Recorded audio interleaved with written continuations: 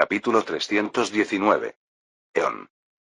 Me sentí feliz de que de los primeros elfos que tomé bajo mi protección, uno de ellos finalmente logró un dominio. Una parte de mí temía por ellos, y otra parte todavía temía la separación de la muerte que se produjo con Jura. También perdería a Laufen, aunque su muerte final como mujer elfa todavía estaba al menos a muchos cientos de años de distancia. La vida terminaría tarde o temprano, incluso para los elfos, que tienen una esperanza de vida excepcionalmente larga. Así es el mundo.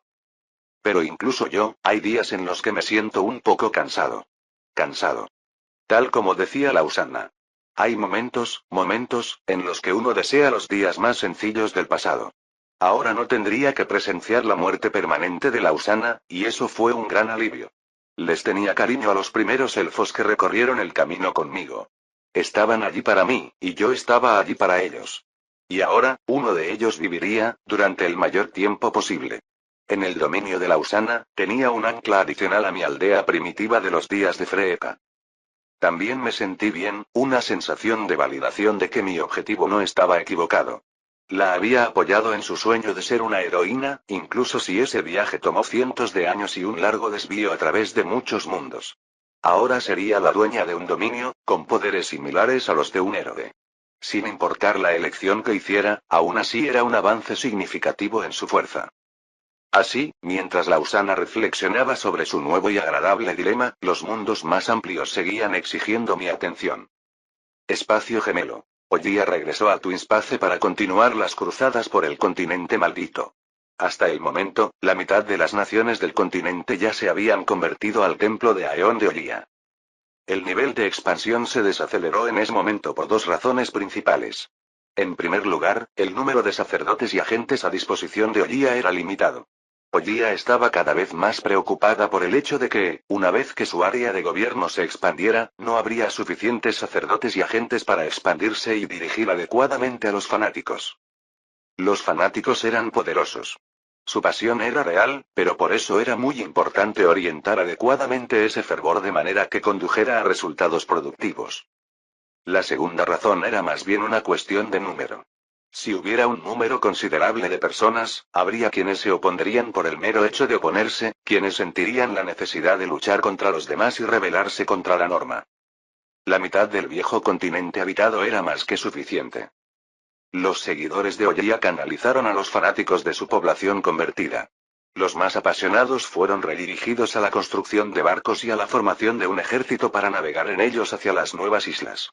Las islas del medio se convirtieron en una parada de descanso y reabastecimiento de combustible para que pudieran continuar hacia el continente maldito. Construyeron entre 1000 y 2000 barcos y en total unos pocos cientos de miles de guerreros partieron para el viaje. Muchos de ellos zarparon hacia el continente maldito desde las islas, persiguiendo el sueño de la tierra prometida.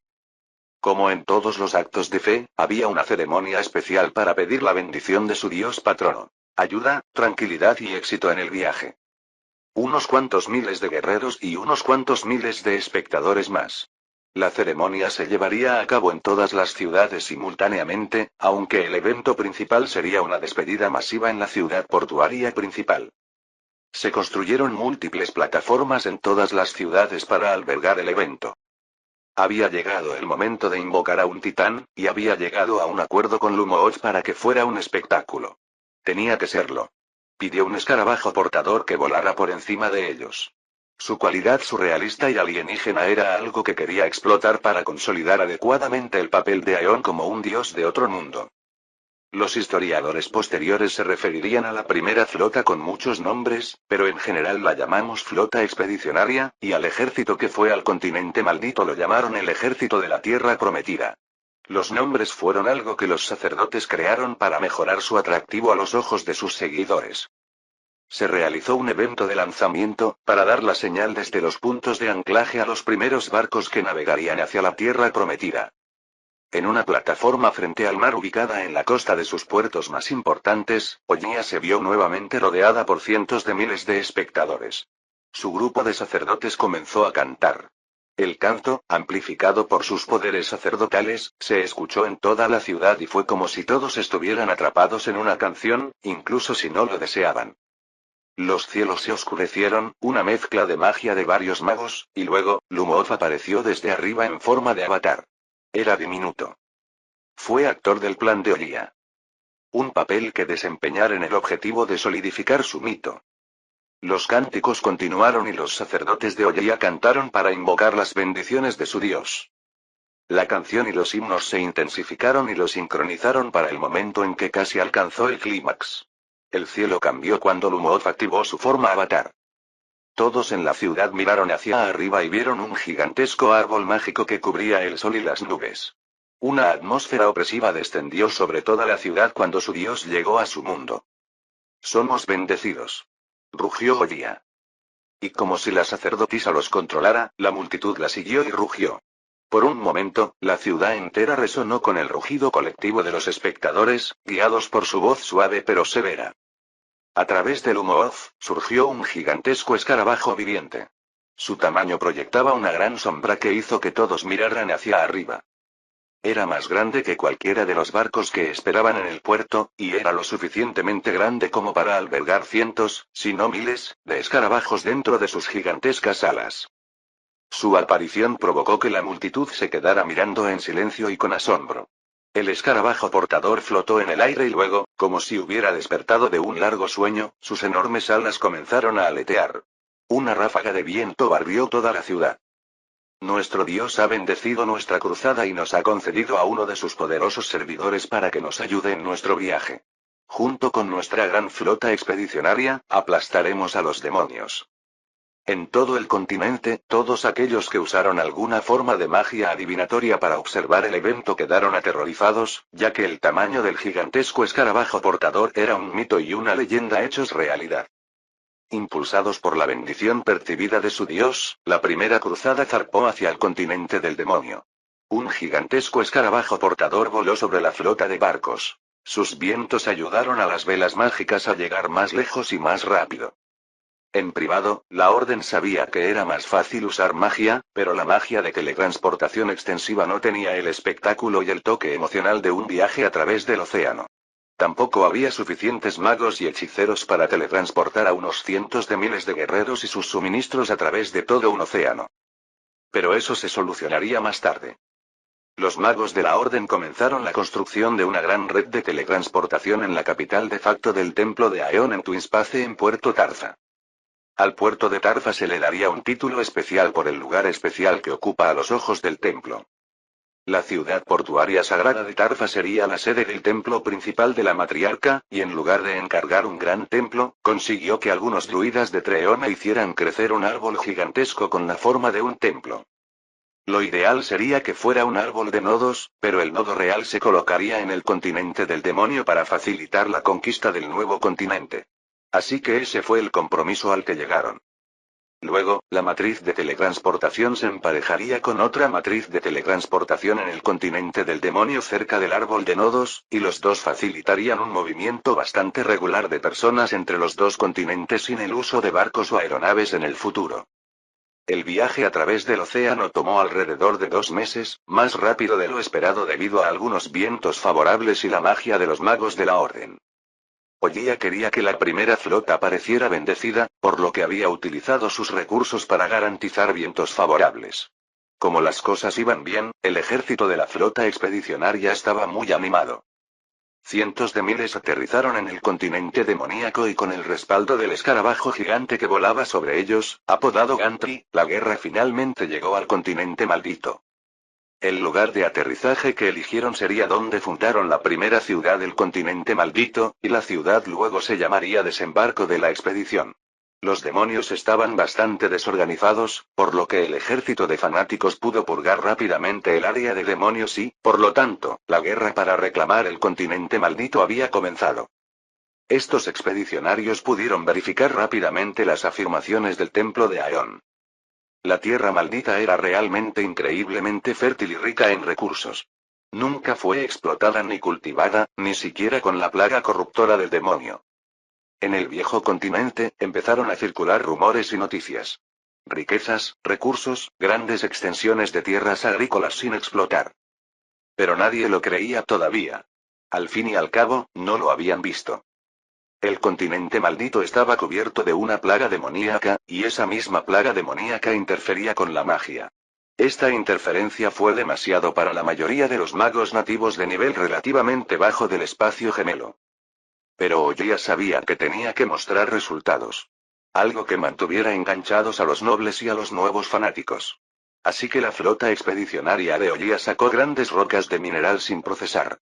La mayoría de estas rocas no fueron tocadas por los demonios, se llenaron de oro y gemas y se enviaron de regreso al continente principal. Ella sabía que ese día, cuando el primer barco, su primerísimo barco del tesoro, aterrizara en Puerto Tarza y revelara lo que habían traído de su primer puesto de desembarco, la carrera hacia el continente maldito realmente comenzaría. Casa del árbol. Todo está bien, dijo Prabhu al salir del laboratorio biológico. Me siento genial, en realidad. Extrañamente bien. Se estiró. Dio algunos pequeños saltos. El hombre parecía no haber envejecido ni un poco. Roana, su hija, parecía feliz. Aliviada. Los héroes tenían muchos hijos, aunque tanto Prabhu como Colette han sido bastante especiales entre sí y solo tienen a Roana. Ahora era mucho mayor y estaba en su adolescencia. Un ser humano como ella no tenía muchas habilidades especiales, pero a medida que envejecía más rápido que sus padres, sabía que empezarían a tener pensamientos extraños sobre sus hijos. Pero fue una lata que patearon en el camino. Por ahora todo va bien. De hecho, las cosas están mejorando. Nuestras inspecciones programadas posteriores a la Operación Soul Spring no indicaron nada inusual, pero después de algunas pruebas de batalla regulares más tarde, descubrimos que había pequeñas mejoras en las habilidades de Prabhu. Notamos que Prabhu dejó de quejarse de dolores inusuales en su cabeza. No habían desaparecido por completo, pero eran mucho menos dolorosos que antes. No le hicieron daño de forma primaria cuando hablamos de temas relacionados con los reyes demonios y el aplazamiento de las batallas. Podía soportar esas conversaciones y conservar recuerdos de ellas. Por lo tanto, formulé la hipótesis de que esas piedras que sobresalían de sus manantiales del alma eran formas en que la clase del héroe influía en sus mentes. Deformaba la forma de los flujos de energía espiritual y, al hacerlo, moldeaba su mente. Todas las demás clases no tenían esas protuberancias. He examinado a muchos otros Valtorns e individuos para saber que las clases no alteran el flujo de mana del alma interior.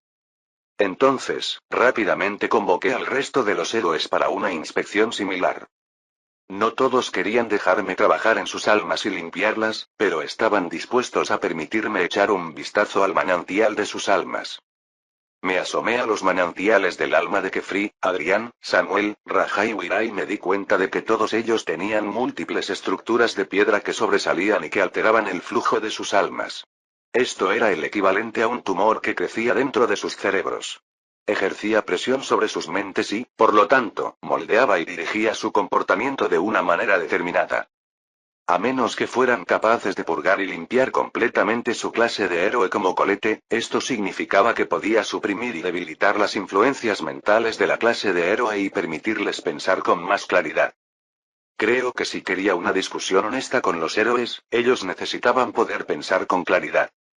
Sin embargo, de los otros 5 héroes, solo Kefri y Adrián querían que les ayudara a arreglar las estructuras de piedra que sobresalían. Samuel, Raja y Wira todavía estaban un poco aprensivos. Eran nuevos y tal vez todavía no confiaban plenamente en mí. Raja y Wira, en general, estaban fuera de las actividades cotidianas de la Orden. Gigantadragón, el mundo del que provenían, todavía era bastante independiente y, con el rey demonio enemigo asesinado, su mundo podría volver a la normalidad por sí solo. Todavía tenían varias grandes naciones y ciudades supervivientes que podían invertir y reconstruir sus antiguas naciones destruidas, y lo hicieron. Samuel quería esperar y ver.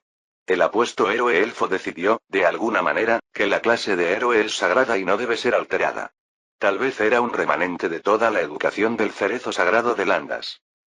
De todas formas, ayudé a Kefri y a Adriana a ajustar sus estructuras de piedras salientes y a limpiar parte de los residuos acumulados dentro de sus manantiales de almas heroicas. Al igual que con Prabhu, recibí un poco más de polvo heroico. Fue algo extraño, pero quería experimentar un poco más con eso. Pero con Kefri, esta vez noté que había algo más allí. Una roca de un color diferente dentro del manantial de su alma. No sabía por qué nunca lo había notado antes, o tal vez, porque estaba en el lado interior del manantial del alma, oscurecido por el turbulento maná estelar de su alma. Tenía una conexión con otro. Esto fue parte del pacto de los tres, entre los tres poderes de Treeworld. Así fue como Zaampu mantuvo cierto control limitado sobre Kefri. Una vez que lo toqué suavemente, respondió y sentí que era algo que conocía. Era una habilidad, un contrato. Un pacto del alma de los tres. El pacto de almas de los tres es invisible para su anfitrión. Un vínculo ancestral que une a todos los héroes con los tres hegemones de Treeworld. Permite a los tres hegemones ejercer cierto control e influencia sobre los héroes. Sabía que Zaampu tenía algunas formas de controlar a Kefri, pero ahora sé cómo. No lo toqué, pero me pregunté si debía avisarle a Kefri. Por ahora, ajusté el resto de las piedras que sobresalían y eliminé el efecto de manipulación en el flujo de su maná estelar. 3 mundos. Kefri regresó al mundo de Treeworld sintiéndose renovada. Su mente estaba despejada. Más despejada que nunca. De alguna manera, cuando entró en su antiguo palacio, algo que hizo por costumbre, miró a su alrededor y se preguntó: ¿por qué estoy haciendo todo esto? Cuanto más deambulaba por su antiguo palacio, más no entendía por lo que estaba pasando. No tenía ningún sentido. Antes se sentía cómoda. Como si atrajera una parte de ella. ¿Para qué servía el harén de chicos bailarines? Esto la desconcertó. La claridad mental de repente puso en tela de juicio todas sus acciones pasadas y comenzó a darse cuenta de que eran mecanismos de defensa. La clase de héroe la distrajo de las cosas. Vagó por su palacio y, al final, decidió ir a hablar con Zaampu. Has venido a verme por voluntad propia, dijo Zaampu con un suspiro. ¿Qué ha pasado ahora? Aeon eliminó algunas de las inhibiciones de la clase héroe. Zaampu suspiró. No debería haber hecho eso. Existen por una razón. ¿Sabías que esto pasaría? Yo. No. Nunca he visto que se haga eso. Pero los héroes son peligrosos. Tú puedes ser peligroso. Esas inhibiciones y distracciones son la forma en que los dioses se aseguran de que los héroes sigan siendo funcionales y no destructivos en un mundo que solo te necesita por momentos. La realidad de ser arrancado de tu viejo mundo y colocado en uno nuevo es dura para ti. Zaampu se preparó para la pelea, como si Kefri estuviera allí para un enfrentamiento. Tal vez fuera la experiencia de su antigua vida pasada. Su pasado con los héroes a menudo implicaba enfrentamientos. Pero no lo consiguió. No replicó Kefri, al darse cuenta de que Zaampu estaba preparada para luchar contra ella. Le preocupaba que, sin las inhibiciones, se volviera rebelde. Pero no. No es por eso por lo que estaba allí. No, no es para mí.